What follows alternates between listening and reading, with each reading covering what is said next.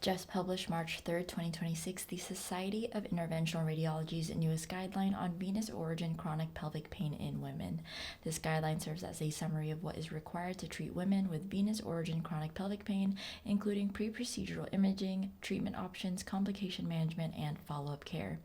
In today's rapid update, we'll just be going over a summary of the guidance statements from this guideline. So for the full guideline and recommendations, make sure to check it out on guidelinescentral.com. Let's get started.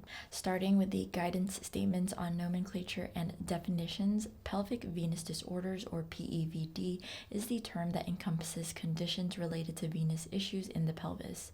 Venous origin chronic pelvic pain, or VO-CPP, is the preferred term over pelvic congestion syndrome to define a PEVD associated with chronic pelvic pain.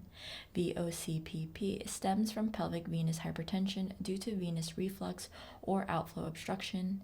In many cases, this is evidenced by dilated periuterine and periovarian varices. Next, the section on classification. The symptoms varices pathophysiology, or SVP classification, should be used in clinical assessments and research reporting for precise characterization of the patient's clinical condition. Onto the section on clinical evaluation. Patients with PEVD may have multiple venous abnormalities contributing to their symptoms. Effective treatment plans are dependent on the identification of all of the underlying venous conditions contributing to the patient's presentation. Patients with suspected VO-CPP should be counseled on the various treatment options, including conservative, endovascular, and surgical management. For the guidance statements on imaging, the suspicion of VO-CPP should be confirmed by clinical evaluation, including a comprehensive assessment of the patient's history, physical exam, and imaging. There are currently no published consensus diagnostic imaging criteria for PEVD, though imaging findings are crucial to the diagnosis. Then, for the guidance statements on comorbidities, chronic pelvic pain, or CPP, often include symptoms suggesting multiple pain generators and can be associated with depression, anxiety, and catastrophizing. Vascular interventionalists should collaborate with providers from other disciplines to address these issues, which may lead to persistent CPP after technically successful venous interventions. Patients with CPP should be evaluated and counseled on the possibility of venous as well as other etiologies for chronic pain. Now onto the section on management of VO-CPP. Embolization for VO-CPP may include one or both ovarian veins and or internal iliac veins, as well as liquid/foam embolization/sclerotherapy of the pelvic venous reservoir.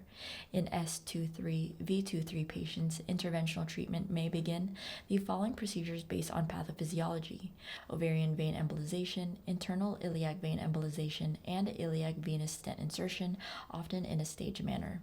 Left common iliac vein compression or obstruction can result in secondary pelvic venous reflux and result in VO-CPP. Left renal vein compression can lead to secondary left ovarian vein reflux and VO-CPP. An intraprocedural assessment of the hemodynamic significance of the left renal vein compression prior to ovarian vein embolization is recommended. In S2 patients with left renal vein compression and ovarian vein reflux, embolization of the ovarian vein is appropriate when pre-embolization ovarian vein occlusion does not elevate the renal vein to IVC gradient to greater than 3 millimeters of mercury. Now the guidance statement on the endovascular management of vulvar varicose veins.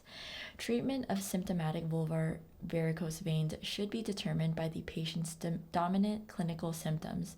For isolated vulvar varicose veins without abdominal or pelvic pain, it is most appropriate to treat just the vulvar varicosity percutaneously without pelvic venous embolization.